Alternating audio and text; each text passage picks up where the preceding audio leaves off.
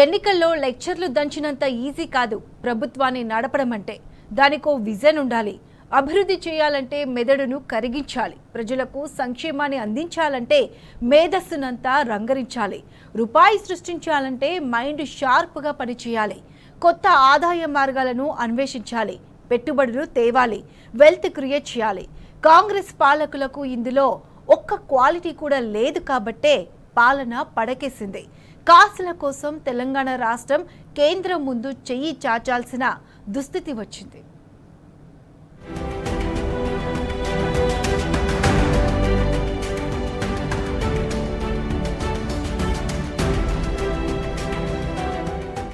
ఒక విజన్ లేదు, visionary leader లేడు.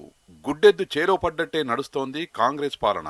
రాష్ట్ర ఆర్థిక పరిస్థితి ఎక్కడ వేసిన గొంగలి అక్కడే అన్నట్టుగా తయారైంది. కాంగ్రెస్ అధికారం చేపట్టి 3 త్రైమాసికాలు గడిచిపోయాయి. గడిచిన 10 నెలల్లో అప్పులు తప్ప రేవంత్ సర్కారు సాధించిన గొప్పలేం లేవు. డెవలప్మెంట్ నిల్. ఆర్థిక నిర్వహణ చేతగాక కాంగ్రెస్ పాలకులు పరేషానవుతున్నారు. పైస పుట్టక ఆగమైపోతున్నారు. కొత్త ఆదాయ మార్గాలను అన్వేషించి ఆర్థిక పరిపుష్టిని సాధించడంలో రాష్ట్ర ప్రభుత్వం ఘోరంగా విఫలమైంది. మరోవైపు స్టేట్ ఓన్డ్ ట్యాక్స్ రెవెన్యూ వసూళ్లలో కూడా పూర్తిగా వెనుకబడిపోయింది. కాంగ్రెస్ సర్కారు పరిస్థితి దినదిన గండం 100 ఏళ్ల ఆయుష్లా మారింది.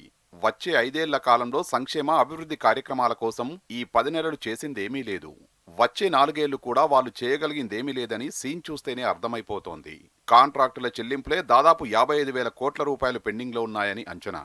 దీంతో తమ అప్పుల్లో కోత విధించవద్దని, కొత్త రుణాలకు వెసులుబాటు కల్పించాలని రేవంత్ ప్రభుత్వం కేంద్రం ముందు చేతులు చాచింది.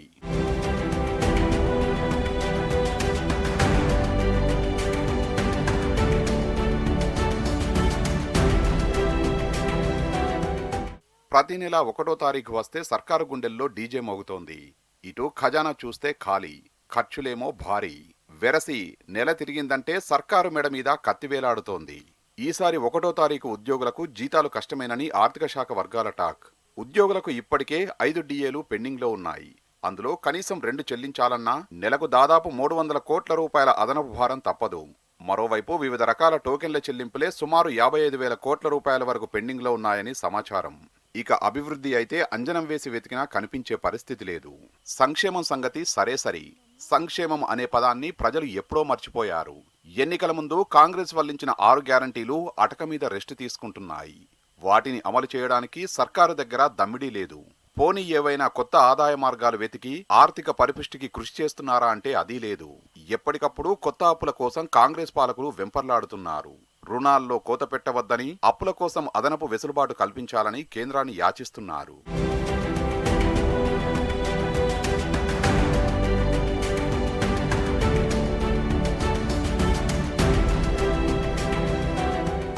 ఇదిలా ఉంటే రోజువారీ ఖర్చుల కోసం ఆర్బీఐ కల్పిస్తున్న special drawing facility, ways and means వెసులుబాట్లను ప్రభుత్వం ఎడాపెడా వాడేస్తోంది.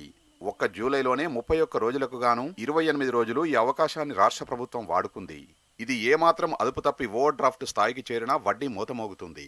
ఇక ఈ ఆర్థిక సంవత్సరంలో అంటే ఏప్రిల్ నుంచి ఇప్పటి వరకు ప్రభుత్వం 25,000 కోట్ల రూపాయల అప్పు చేసింది. ఈ ఫైనాన్షియల్ ఇయర్లో ఎఫ్ఆర్బిఎం పరిధికి లోబడి 50,000 కోట్ల రూపాయల మేరకు రుణ వెసులుబాటు పొందే అవకాశం ఉంటుంది. అంటే పాలకులు ఇప్పటికే ఎఫ్ఆర్బిఎంలో 50% నిధుల్ని వాడేసుకున్నారన్నమాట. రాబోయే రోజుల్లో రాష్ట్ర అవసరాలు మరింత పెరిగే ఛాన్స్ ఉంటుంది. ఈ నేపథ్యంలో భవిష్యత్తు అవసరాల్ని సర్కారు ఎలా డీల్ చేస్తుందన్న చర్చ సాగుతోంది.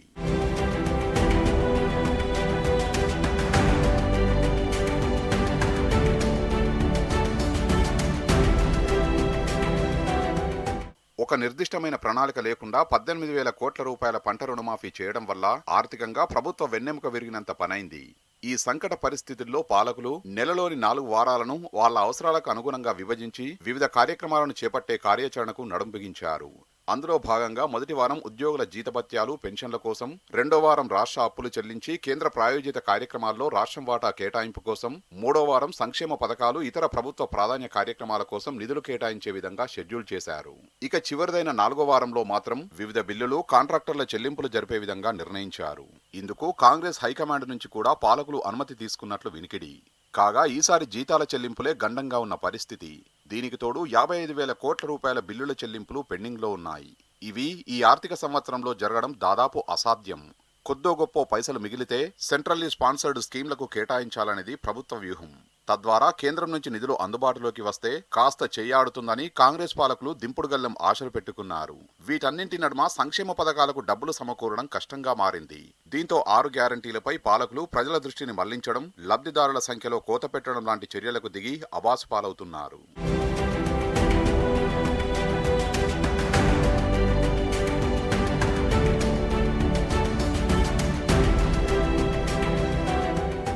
ఇక రాష్ట్రం ప్రతిదానికి ఢిల్లీ వైపు బేలగా చూడడం విడ్డూరంగా ఉందని ఆర్థిక విశ్లేషకులు అభిప్రాయపడుతున్నారు. సొంత ఆదాయ వనరులను వెతకడం, స్టేట్ ఓన్డ్ ట్యాక్స్ రెవెన్యూ వసూలు చేయడంలో పాలకులు వైఫల్యం చెందడం వల్లనే ఈ దుస్థితి దాపురించిందనేది వాదన.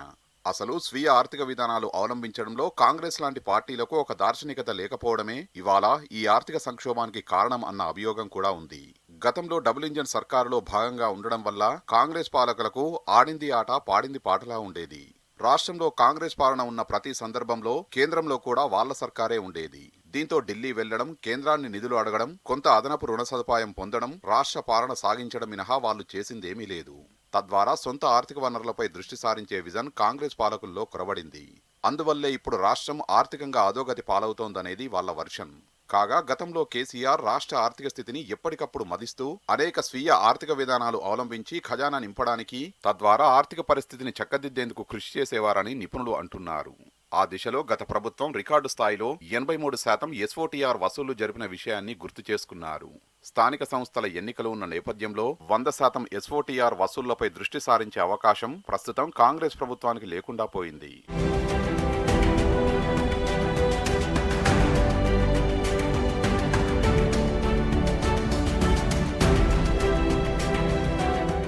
కాగా ప్రతి నెలా కాక్కు పంపే నివేదికలో ప్రభుత్వం ఈసారి కొత్త ట్విస్ట్ ఇచ్చింది.